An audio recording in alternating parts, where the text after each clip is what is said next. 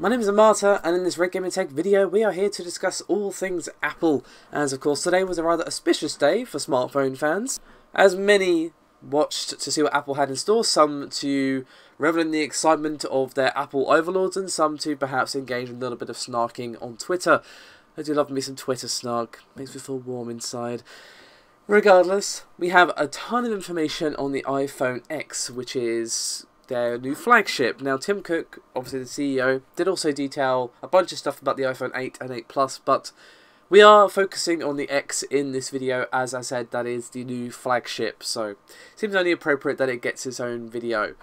So, of course, the main concerns before we get on to, what we know about the innards and all that sort of stuff, like the release date and the price tag are obviously going to be the two foremost questions on people's minds. The release date is actually going to be November the 3rd, which is actually quite late, and actually puts it rather behind in terms of the release behind the iPhone 8, which is coming out on September the 22nd.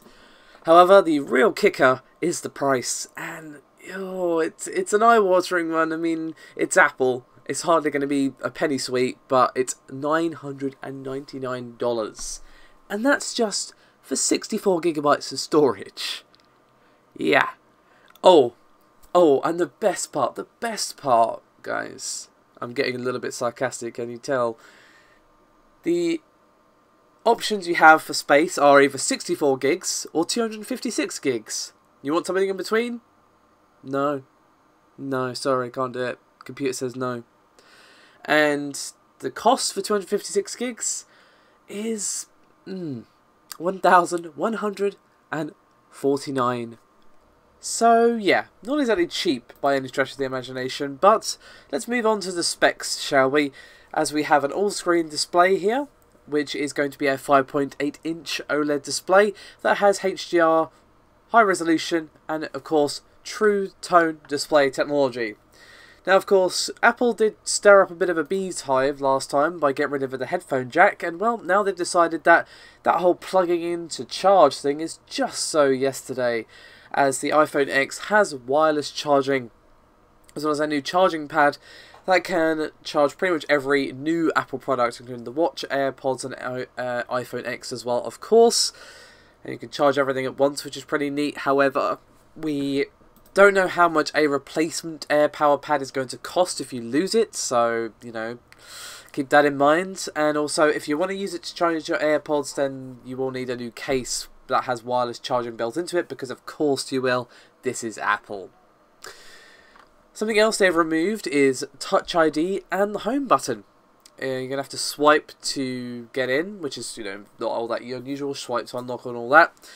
But you might be wondering, okay, so if they're not having Touch ID, what's replacing it? Is actually Face ID. And if you've been keeping your ear to the ground when it comes to rumours, you're probably not surprised to hear me say that, as it has been floating around for a while.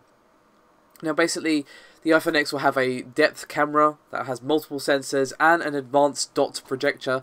So this basically means that, no, you're not going to have to turn your light on to unlock your phone, which is pretty nice.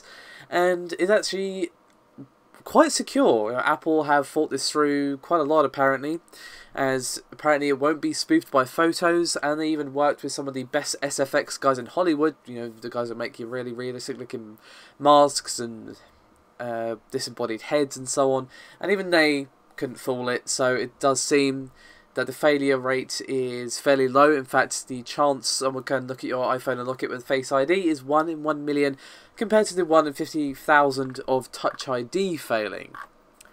As for the camera, they have stuck with 12 megapixels. However, we do have a f/1.8 aperture and f/2.4 aperture for you.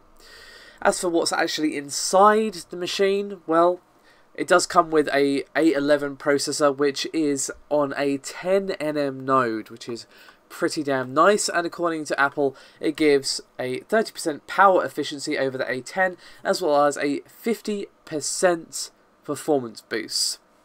Now, obviously, as well with any company ever, we should take these with a pinch of salt until we get actual real-world benchmarks. Do keep in mind that obviously Apple are very much going to maybe slightly overplay these, you know, obviously not lie, but perhaps overinflate or put the testing scenario in a scenario that is beneficial to them, that sort of thing. So obviously we should wait for benchmarks before we start calling anything about the performance or anything like that.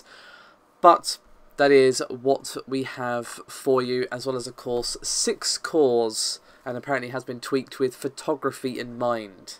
So that's pretty much all there is on the iPhone X so far. The TLDR of all of that is, of course, the release date of November the 3rd and a price tag of $999. So, thank you very much for watching, guys. I'll see you next time.